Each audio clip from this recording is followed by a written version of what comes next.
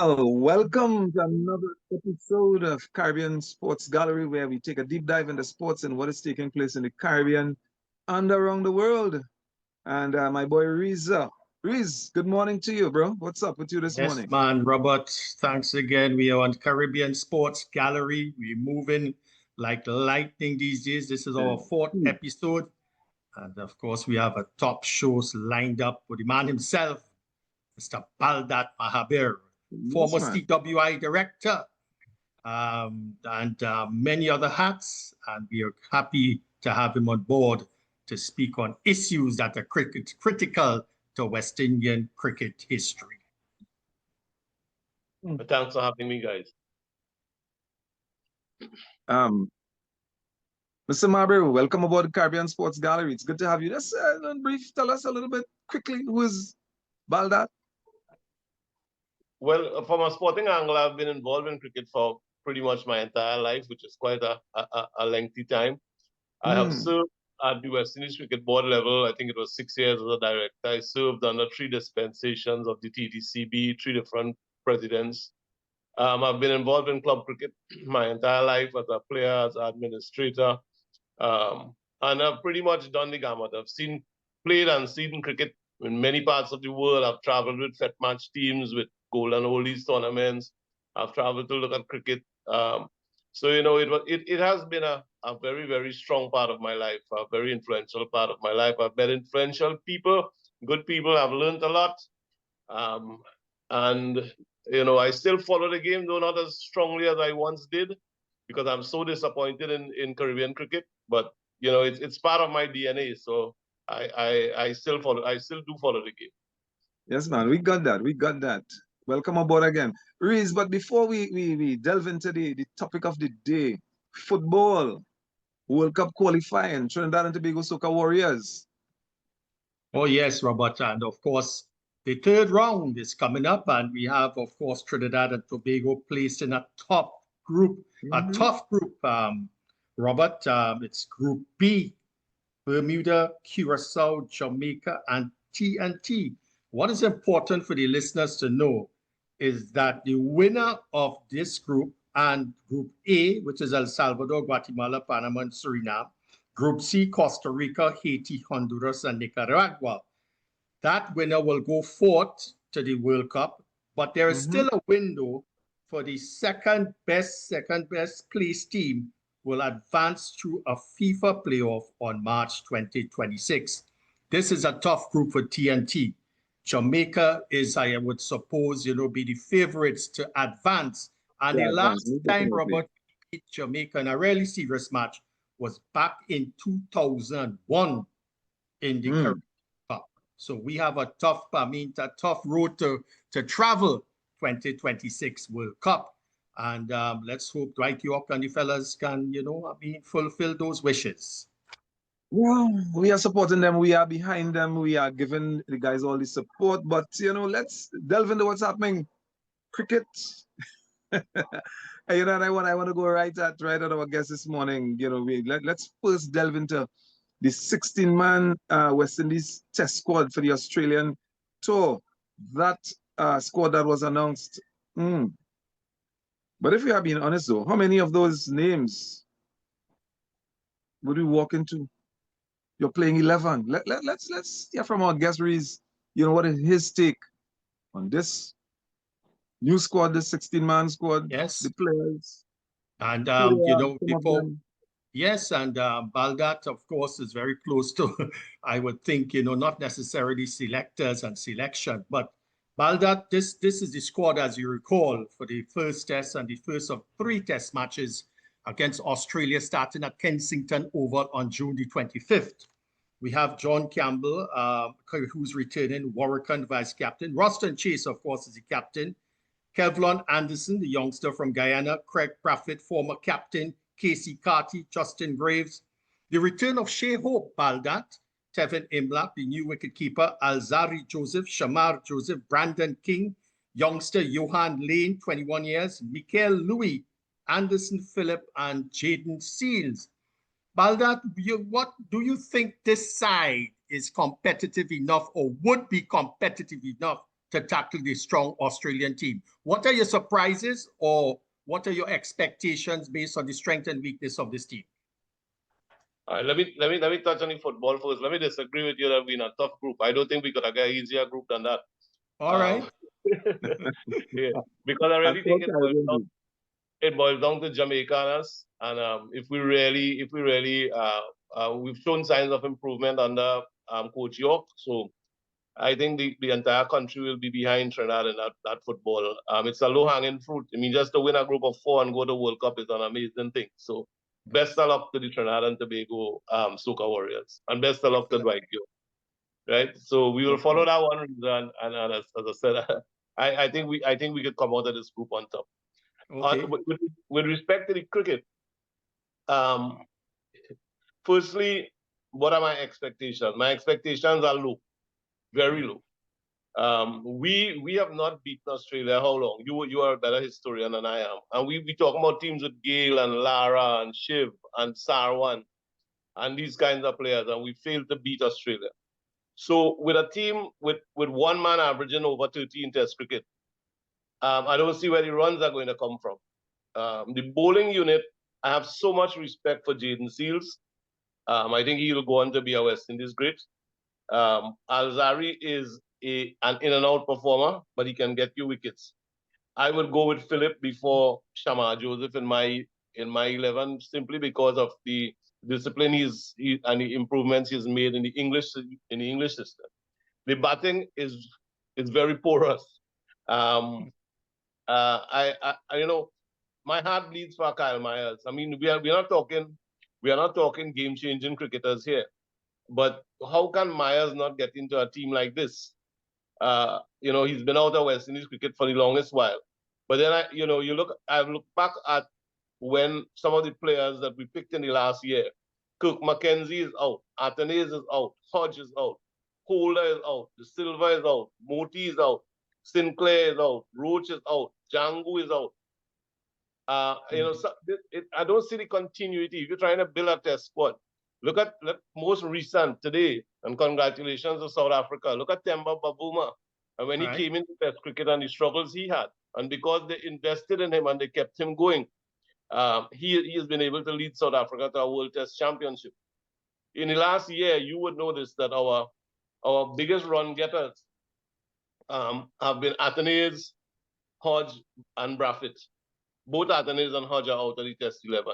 And not that they're going to change what will happen, but I would have been looking for some more consistency. And from them, I know Moti bowling has seemed to go backwards, but I just cannot understand how Warrican could be a vice captain on a West Indies team, and Moti could be out of the team. So we're a little bit heavy in the top of the baton with Brathwaite, Campbell, King, all of whom, and Michael Louis, who are openers. So you have 4 openers, and then you still have Hope. Imlak, who must play now, I suppose, as the wicketkeeper. So I don't see the balance in the team. More than likely, Chase will be the bowling all-rounder, and Warrican will play with 3 seamers. But no, I don't hold much hope out. I just want them to be competitive. Well, one of the big surprises to me and other Caribbean fans is the exclusion of Kemar Roach, 284 Test wickets. Barring injury, which I haven't heard, was it surprising to you that Kemar Roach was excluded? Very surprising. As the leader of the pack, as the mentor, I think he has a long-term contract with CWI as well. Mm-hmm. I can't see, I would have liked to see him in tandem with probably Seals and Alzari and Roach as our 3 strike bowlers. That's what I would have liked. So because the pressure would have been constant on the Australian batsmen. I don't think Shamar brings that consistency, and we have to know what Andy will bring into our test. Andy Phillip, that is. Yes, and Joshua De Silva, he was vice captain for the Pakistan tour. He didn't play. Imlak replaced him. He did quite well at in the last regional tournament, 583 runs, 400s, an average about 65. We talk about his modest average in Test cricket. What are your views for the future of Joshua De Silva on the West Indies side? I don't think it was very surprising that he was left out of the test squad. Yes. I saw him lack in the Pakistan series, and he was exceptional behind his stumps, and he's quite a capable batsman. But what was surprising to me was Joshua not being included in the A team Yes, at yes, all. yes. You know, you could get left out if somebody pushes you out of the team, and in this case, I think Imlak had done enough to push him out of the team. But De Silva responded bravely in the regional, as you said. So he, you know, I would have liked to see him in the A-team games and give him that chance to hold his place. But it seems that cutting, you know, if you go back to West Indies cricket, you would see how many good young players that we have messed up by pushing them into the West Indies team too early, and then when they're ready to play, they get pushed out. One thing that you may have noticed in Caribbean cricket, our maturity level, our maturity age is a lot higher now. When we were able to push people like the Bravos and Sarwans and so on, very young into our Caribbean team, into our West Indies team, that is no longer the case. So put in, you know, and I just want to shift to Joel Andrew and taking Joel Andrew, who is an exceptional talent, putting him to open, putting him down in the middle order, using him in all kind of crazy ways, is just going to damage the boys' confidence. You know, I can go back to Adrian Barrett, and when we put young people who may have the physical build but not the mental capacity for Test cricket, we mess them up, and we keep doing this here. I see now Carty is back, which is good, and Shai Hope is back, which I endorse. I know all there are a lot of naysayers who says that Hope's average at Test level and is not what it should be, but he's one of the better batsmen in the Caribbean. And hopefully with Carty and Hope in the middle of order, we can get some stability there. But yes, to Joshua, I'm a little not unexpected for me that he would be left out, but I see a future for him. I see a future for him in the game. But conversation should be had with the young man, with the powers that be. As I said, I saw Sammy spoke to Roach. Did he speak to De Silva? I don't know. Yes. Robert, so views? I just want to get this little point here in, maybe we can get some elaboration on that. Are we, based on what was just said, are we mistaking potential for readiness? Because we seem to have a lot of young people who may have the potential, but are they ready? Based on what was just said, are they ready? And now we are going to face a team that will show no mercy against any team. And we know we are not where we are supposed to be. Are we making that mistake? You know, and our guest could elaborate on that. Are we making that mistake with potential and readiness? 100%, 100%, Robert. I've been very deeply involved in development of cricket in Trinidad from way back in the 90s when the Power Gen program was launched. I chaired, and that discovered the Rampauls and the Simmons and so many good young cricketers. And they, one of the check marks on that program, which was run by Kumar Rampat, the late Mr. Likwa, and myself, was that we want to see people ready for Trinidad cricket at age 19. And those targets were hit with the first batch would have been people like Dwayne Bravo and so on. And we prepared them in Trinidad by having an academy from 1999 where we put our top talent and then prepared them to get into Caribbean cricket, into West Indies cricket.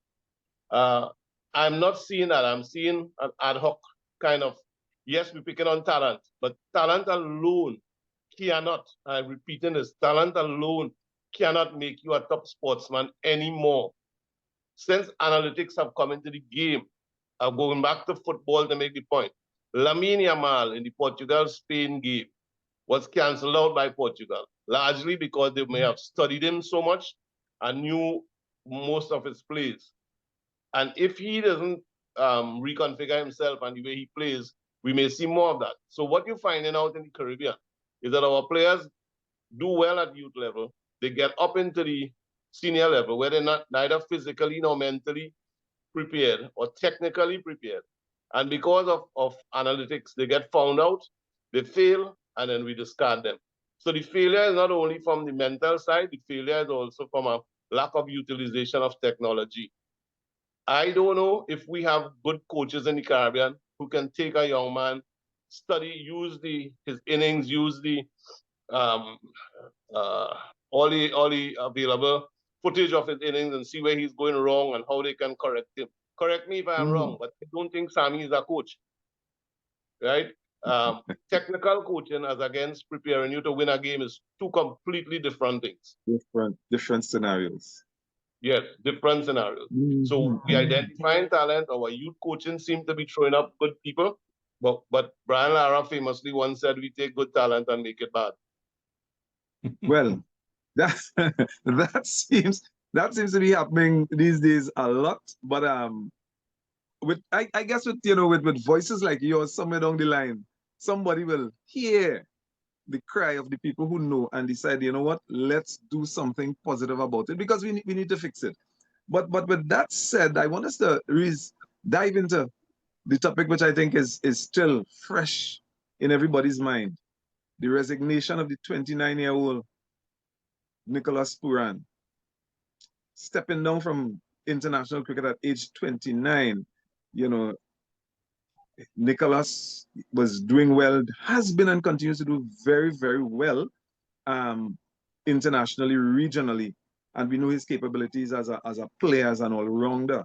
But we have, I think, the rightest guest with us that may be able to dissect a little bit, for want of a better word, of the situation here is with Nicolas. Definitely. Because, well, I mean, Baldath, if there's yeah. anybody else in the regional cricket that knows about the fortunes or so misfortunes of Nicolas Pooran, is Mr. Baldath Mahabir, because Nicolas, of course, is a member of Clark Road United, of which Mr. Baldath Mahabir is the president. Baldath, the shock resignation came on June the 9th through his Instagram account. And everybody, I mean, many people, I mean, critics or otherwise, and good, I mean, people in favor. Do you think, Nicolas? But tell us, Baldath, what is your inside story about this resignation? To be honest, I have no insight. I haven't spoken to Nico. I was a surprise. But again, surprised, yes. But not, I don't think it was totally unexpected. Remember, he was West Indies captain at one time. He didn't enjoy the best run as captain. And he sought clarity of his own game. If you remember, in one IPL, Nico got 5 ducks or something, one after the other in quick succession, or 6 innings or something. He had to clear his own game. And knowing Nicolas from a little 16-year-old playing with the club, for which Dashrath Maharaj must be credited. The late Dashrath Maharaj did a lot of work with him. Nico is a spontaneous kind of, he was a spontaneous kind of kid. You know, he played purely on talent. And this comes back to my development. He played purely on talent. One little early episode I like to share is that Dashrath Maharaj was the coach. We were playing a match and he was batting at 5 or 6. He was 16 years old. And he says, "Coach," the coach tell him, "Nico, when you go to bat, I want you to wait. You could hit the ball, but when the ball come in your zone, then hit it, right? Don't try anything foolish." He said, "Coach, I could tell you something." Say, yeah, Nico. You could say, "Coach, I have plenty zone, you know." And that was, he started with that freedom, that from a very early age. And I have seen him correct himself. I have seen him when he was failing. He works extremely hard. And I felt that when he left West Indies cricket as when he got the captaincy, it was for clarity going forward in what he wants his cricket to be. And I see this again as another episode in clarity. I don't think he has anything against the West Indies cricket board or anything like that. I just think that it's a little bit playing for the West Indies. If you look at this MLC, they would have been contracted to that quite some time now, right? And then the West Indies would have selected their team to England after that. Would there have been some, and that's why would I like to ask him myself, would there have been some kind of conflict? Because the ink hadn't dried on his resignation and he was named captain of MI New York. So is it that he had a pre-existing arrangement to make sure that he plays all these matches? And once his scheduling and so on, and his scheduling and travel and family time is impinging on what you want to do as what you want to seek for clarity of purpose. I think where I sit, that would have been a strong point in him making the decision to go the franchise route. That would have been one of the decisions. One of the influencers. I think that there may be others, but that might have been his major influence. Well said, Baldath. very well. Jaron Sami mentioned in the last press conference that he's seeing that other West Indies cricketers would follow, like Nicholas, or Nico as you call him, in this franchise T cricket. He can't, control people correct. What is Darren Sami really indicating to us? Is it that we are going to lose more of the star cricketers to T20 cricket? Where's this thing going, Baldath? Well, West Indies cricket, even when I was there, is not known for being a good communicator, right? We can go back to so many incidents. Chris Gayle, he stayed out of cricket for so long. Jerome Taylor stayed out of cricket for quite a lengthy period. And we have had unresolved issues with numerous players, all kinds of things. Darren Bravo came back from a tour. I think it was New Zealand. We never knew what happened. The wicketkeeper boy Dowling, Travis Dowling. The Bajan keeper, who is no longer playing first class cricket. He came back from a tour. Shane Dowrich. Yeah, we never heard a word. So West Indies cricket is perhaps one of the best kept secrets in the world. And I like to say that people who survive on as a West Indies manager, coach, director, them could dance between raindrops, right? Because they could walk in the most dangerous rain and don't get wet. But they don't communicate. They don't communicate. So we don't know what he's talking about. But I and you who are cricket fans have to read between the lines. Dwayne Bravo came out publicly and said that he didn't agree with Rovman's removal. Yes.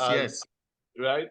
And the only person who have utterance we could go with is that. And then you see Nicolas Pooran's retirement. And I am thinking that is the direction. Something went amiss. Something went awry with the removal of Rovman Powell, who was doing a decent job as captain.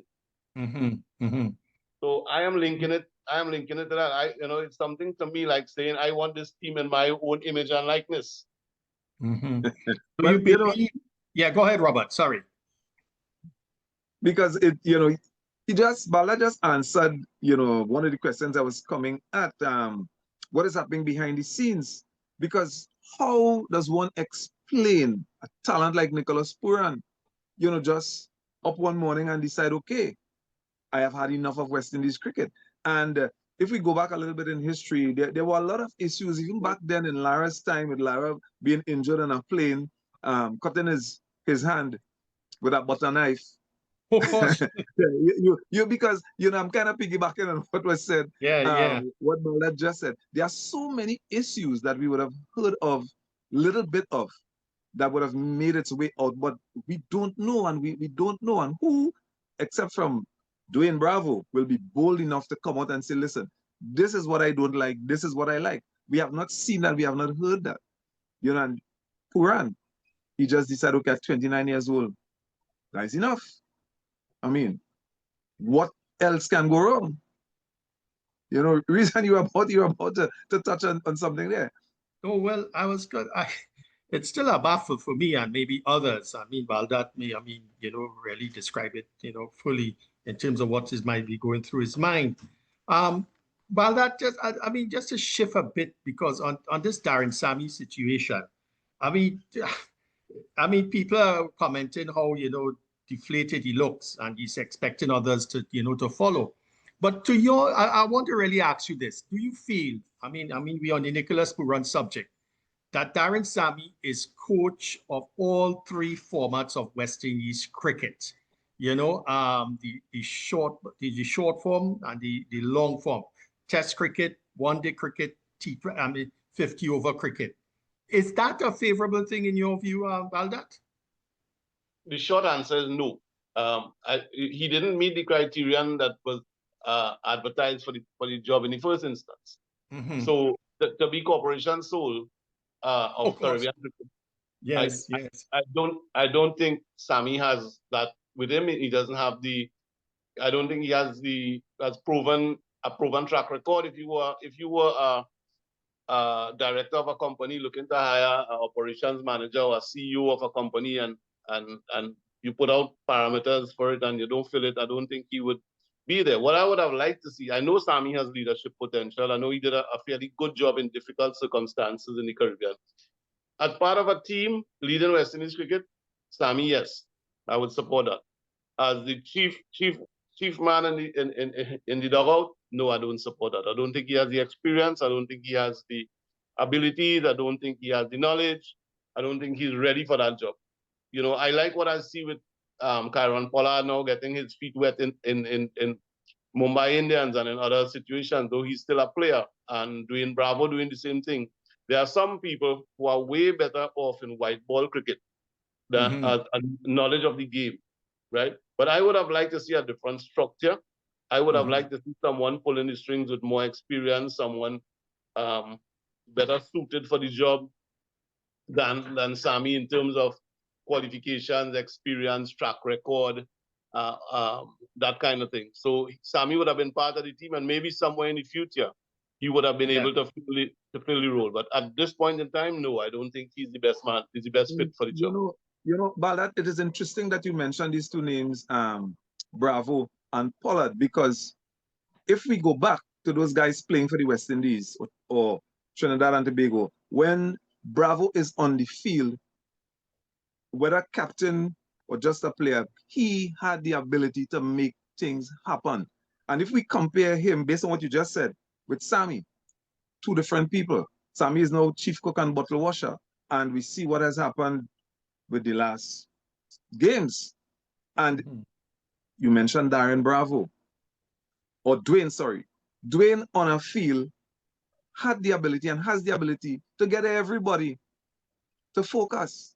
But have we seen that at any level or at the level that we would like to see with Sam? And now again that he's chief cook and bottle washer. Well, Robert, in fairness to him, he won 2 World Cups. Fair enough. Fair enough. So on the field, another thing, Sammy has a lot of traits that could make him a good Caribbean cricket leader. I have no doubt about that. Whether the time is now, I'm sure that it is not. Just as I'm sure that he has a contribution to make to West Indies cricket. I don't think the understanding of the game, he didn't play enough franchises around the world. You see, I think it was somewhere in the late 20s, I was going to India for Champions League. I stopped off in London for a conference, and a player, I wouldn't call a name, joined me in London. We went up to India on the same flight. He was playing county cricket in England, and he said, Mr. Mahabir, I just want to tell you, when I turned up at the county ground, so and so date for the start of the season, everything was laid out. My locker, my uniforms, my travel kit, practice days, fixtures, everything for the next 3-4 months. He said, I felt like a true professional, right? And he said, when I come back home, you don't know if you're playing this week, if next week the match had to start, they announced no team yet. Our training program is 4 days before we go off on a tour. And it's incomparable. And when our boys are playing in franchises around the world, in Big Bash, in IPL, in MLC, I suppose the level of professionalism that they are getting accustomed to is not the level of professionalism they are seeing in the Caribbean. So I know for a fact that they are finding that to be a challenge, to be one where you go to play and you are treated like a full professional, and the other one where you are left hanging. Imagine, just to remind you, in the debacle in, I think it was 2014 in England, in India, where we sent a team to India without a contract, without a playing contract. I remember that. I remember that. I wonder, Robert and Reza, how much has changed, because we see 2 players who couldn't get visas in time to join the West Indies team in the UK. I feel for Jit Guli, because I have to make a debut and then you can't get a visa. So why last minute? Why 99th hour? Yeah. Well, Baldath, before we go on to the club cricket and the status, I have one last note to share with you and the viewers. Let's look at Nicolas Pooran's stats.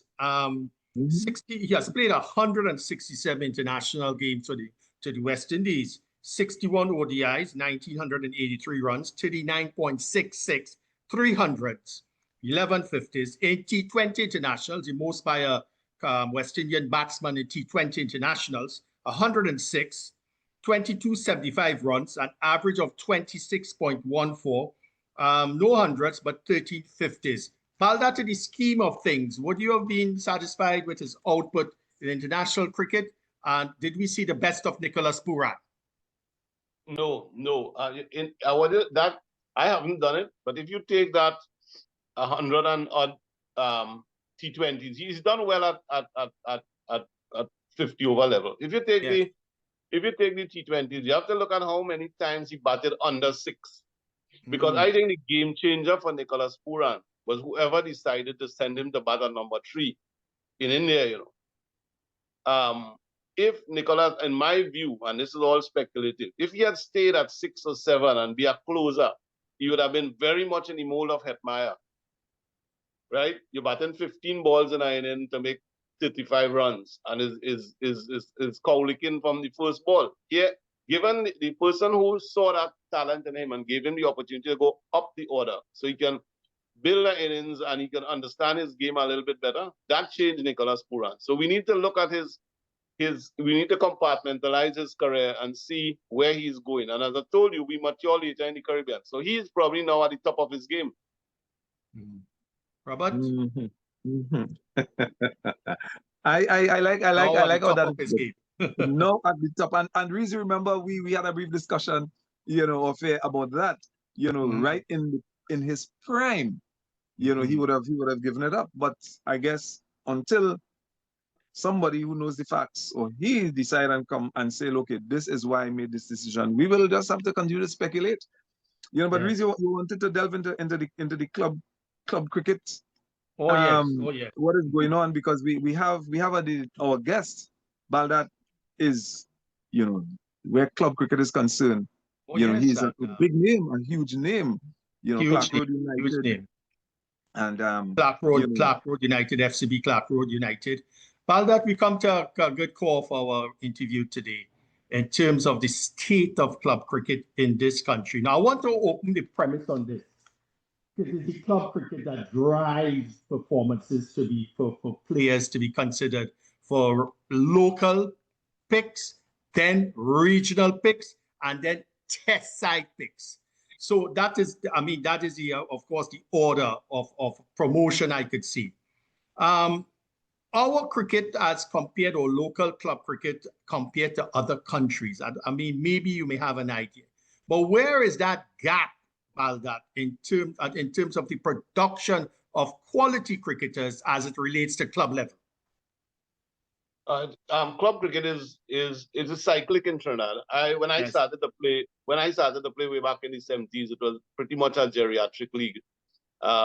I played against fellas like Leo John and thing who were well into their 40s, and then we came out with the youth development programs. Yes. And another target we had was to change that in our national league, which was called at the time. And we started to produce good young cricketers to fill all the spots. And then the older guys went out of the game, and we had a remarkable amount of talent in our national league. So much so that people like Simmons and Bravo and that group of fellas, the Jan brothers and so on, went at 19 and so on, they were playing in our Premier 1, in our National League Level 1. Adrian Barat, he would join Clark Road at 14. When he was 19, he was playing for the West Indies. Dinesh didn't play for West Indies at a very young age. So we started to produce very good young cricket. Sadly though, our development programs have disappeared. And something that has taken its place that I'm not too happy with. We have a lot of indoor coaching centers cropping up. And I've seen young cricketers go into these things. You'll watch them batting in the nets and they look like $1 million. And you tell them run and catch and turn and feel the ball and run singles. And they have absolutely no coordination, no athleticism. So they are coming out like almost like an incubator, you know, these how they rear chickens now for the market. They're not around, they're not well. And I've seen people, our club produced, I think it's 8 or 9 West Indies under 19 players, starting with Darren Ganga. I don't know if you know Darren, that played with us. Darren and Show. So Darren Ganga, Adrian Barat, Tishan Maraj, Deron Davis, Anderson Phillip, all these guys came through Clark Road. Jid Gooley, And we were able to identify talent and develop them, not only Trinidad talent, but Caribbean talent. I don't know if you know Kyle Myers played for us from 18 to 20. Yes, and Obed McCoy played for us, and Odin Smith played for us. So we were able to identify talent around the Caribbean. But we helped them to make coaches like Kumar Rampat, Dashrat Marad, Roland Sampat. They helped them to make the transition. Sadly, though, when a kid plays for Trinidad under 19 now, he cannot get into a Premier One first team. He's simply not good enough. Right? And then you have the parents clamoring around you that my child play for Trinidad, but they're just not good enough. They're not good enough. As I said, the maturity level, the fitness level, the athleticism, all those things are lacking. But the biggest sore point for us in Trinidad cricket is we have lost our communities. So, because, you know, I wanted to get to that based on what you just said. Would you say that the clubs, because we have a lot of clubs and you say coaching schools popping up all over the place, would you say that those clubs and coaching schools, are they failing the players, or the system, you know, is responsible somehow for failing these clubs? And, you know, we see quiet fields, crowds missing, no more passion. You know, what do you think would have gone wrong or is still going wrong? The community, firstly, and nobody is without blame in it. Neither the clubs, nor the cricket board, nor the community. When I played for Clark Road initially, everybody in the village came out. Everybody in the team came out of the community. Similarly, Presal, teams like Hermitage, teams like Yorkshire, the real community teams, every Mary Boys, all the players, 11, 15, 20, whatever we use for the season, would have come out of the communities. So the communities would turn out to see their own people, the parents, the grandparents, the neighbors. Gradually, that changed. Somewhere around 1995, it was 1995, we as a village club were unable to keep pace with the more urban clubs, because cricket prior to 1980 was a very urbanized game in Trinidad, where Port of Spain had a lot of clubs and San Fernando had a lot of clubs. And the village boys, that's when Queen's Park was running cricket, the village boys struggled to get into a team. And then the Liqua administration took over cricket in 1980, and they spread the best single decision for cricket ever in Trinidad, to spread cricket among all the zones in Trinidad and Tobago. So cricket went full back into the communities. We had over 200 and something clubs participating in the TTCB's competition, and communities came out, and communities supported their players. If I tell you that today in Clark Road, of the 15 or 16 players who play first team cricket, we have the coach, the assistant coach, and one player from Clark Road. Everybody else comes from somewhere else. Right? So we have lost our communities. In my humble view, National League has now become redundant in the setup that it is. And in order to build cricket in the communities, we need to just create a National League North and a National League South, because of traffic constraints and things on Saturdays and so on, and play, and let everybody else go back into their communities and play in the zones, and let us strengthen our zonal cricket so that we build cricket back in the communities once more. We are building an elite sport in Trinidad. These indoor coaching centers generally charge a decent fee because they have put out money for infrastructure. And the people who access these are kids with parents with cars, parents who could drive, who have the time to take them to coaching and so on. The raw talent that came out in Presal and Clark Road and Yorkshire and Hermitage and the other villages, people no longer gravitating towards the ground. It is no longer a garden of talent, right? We more creating talent now. So the natural athlete is being left out of the system. And minor league is a huge thing in Trinidad. So the fellas get a chance to go and play in minor league with their village team, and they go back and they play in a minor league and they have a real good time. So the attractiveness of the game is the development. We need to get back proper development in the system and into the Trinidad senior team setup.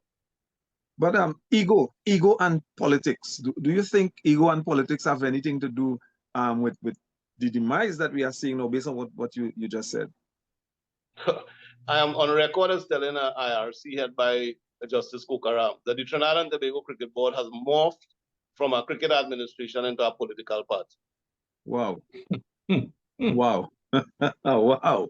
Really? It's all about about Wow. me. Like, Well, Robert, we had elections, but that was a different, This that's a this a different type different of this is politics.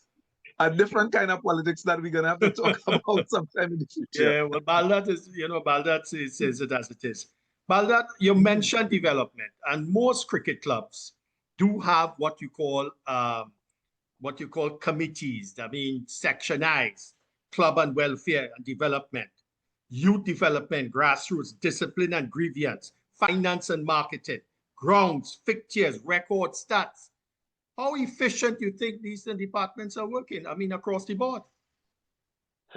in most clubs in Trinidad, you might find Queen's Park having that, maybe, I'm not sure. In a club like ours, it's one whole potpourri, because we only play one sport now.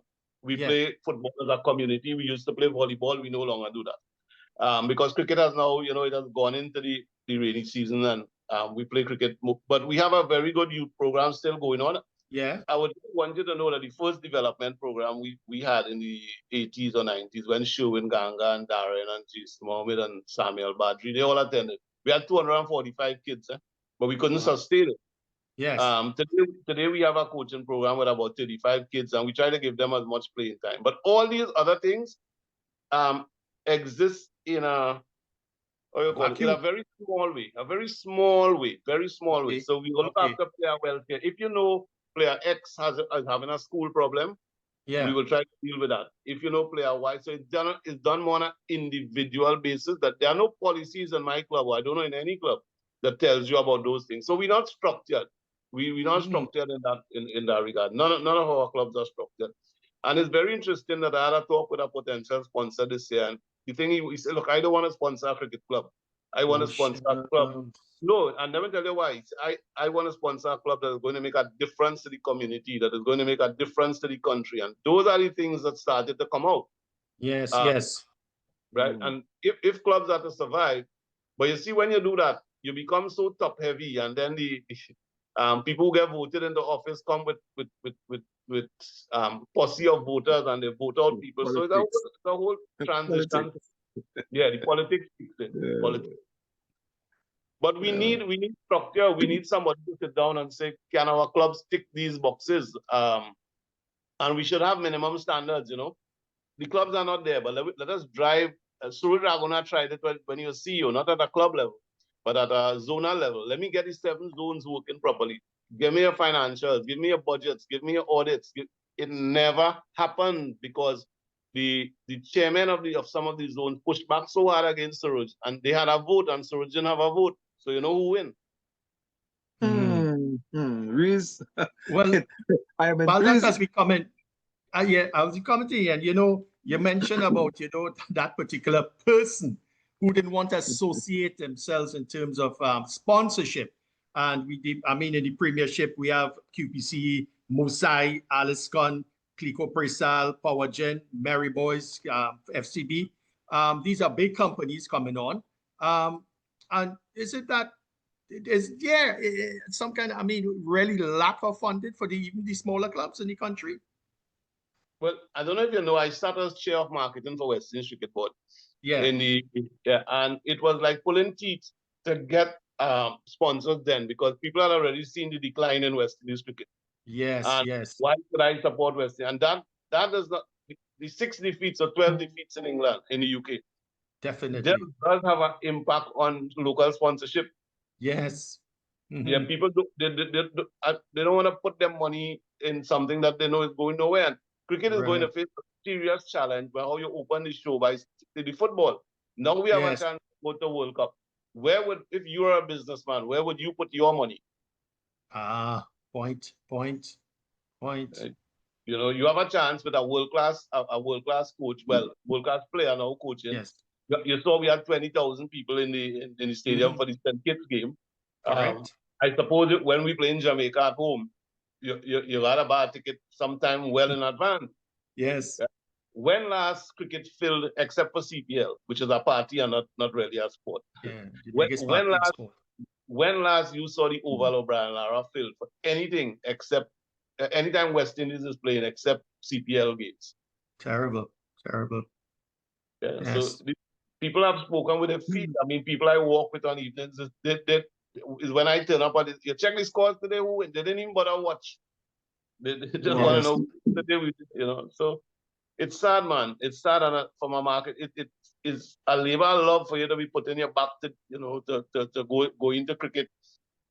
But you have to keep trying. You know, I have seen what cricket have done on Thursday night down in Penal. A friend of a guy who was in the club who only got a visa to go to Canada because the club had toured way back when and now living there. He came back to say thanks. You know, these things mean a lot. When you see how Darren what has happened to him and the success of Bharat and Andy Phillip and Nicolas Pooran, you know, you feel good about the work that you have done in your village. And, you know, even in the village, we had no national cricketers, and now we are ex-national. We have people like Mukesh Prasad, Baldath Mahabir, Gregory Mahabir, Tishan, who is now a doctor practicing in Canada, you know. Yes.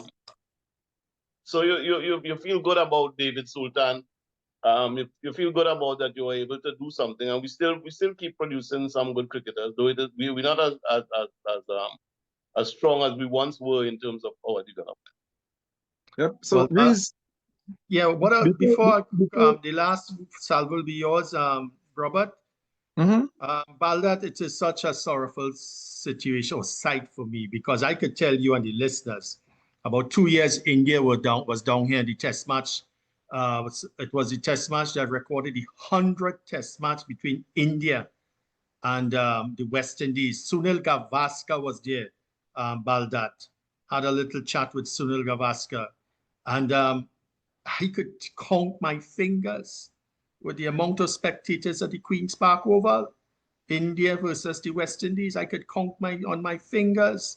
So if there was, I mean, times have certainly changed only because I would think, and I mean, this is what we've been posturing, I believe, is that the West Indies are not winning, especially in Test cricket. And you know, the reversal of West Indies cricket fortunes is like a never-ending road. Baldath, I mean, your statement to that. And Reese, based on what you just said, I want to, before we take the bails off on today's episode, yes, we're talking cricket, so let's use cricket in terms here. Before we take the bails off on today's episode, I have my final question to Baldath. Baldath, with your experience, cricket, regionally, internationally, at all levels, if there was one radical change you get to make to change or to fix the West Indies cricket and save the West Indies cricket from itself, what would that change be? Wow. Yeah. Well, let me give me a little time because I'll start with development. But I hope that you recognize but the quick change, I will change and put my emphasis on white ball cricket. I think we are far more suited for T20s and 50-over cricket than we will ever be for Test cricket again in the future. The technology has gone so far to work us out in Test cricket. We come from a region of the world that is not very rich. And the financial rewards for being good at white ball cricket far outweighs the financial rewards for being. You could be a good Test cricketer, as somebody said recently, you could play 100 tests and still be struggling the day you stop playing Test cricket because the wages not that good. Yes. So I would flip the script, and which has already been done worldwide. And I will tell you that the entry point for me, I would try to make West Indies cricket a white ball strong, and then the spin-off will help me to be a better Test cricket team. That's what I would. Most players, you can tell them whatever you want. They will aim to be better white ball cricketers initially because of the rewards of white ball before they go into Test cricket. Right? So I would flip the script. I would ask West. I would try to concentrate on being the best T20 and the best 50-over team in the world. This thing about Test cricket being the epitome, that's for fellas my age. That's for people who know about gramophone record. Nice music, but dead. Right? You're not going to get people playing 5 days of cricket. You're not going to get people watching 5 days of cricket anymore. Right? So we should flip the script and create the best Test cricket, the best one-day cricketers, the best white ball cricketers that we could create in the Caribbean. Sell them out to the world, farm them out to the world, let them develop the talents, and then have a strong West Indies. Baldath Mahabir, we say thank you so much for being our guest today in Caribbean Sports Gallery, and we look forward. We're gonna bring you back sometime in the very near future. And to our viewers out there, like, share, subscribe. That's it for today's show. Thanks, guys. Thanks a lot, Baldath. Thanks so much. Thanks so much. Yep. Bye-bye. Well done.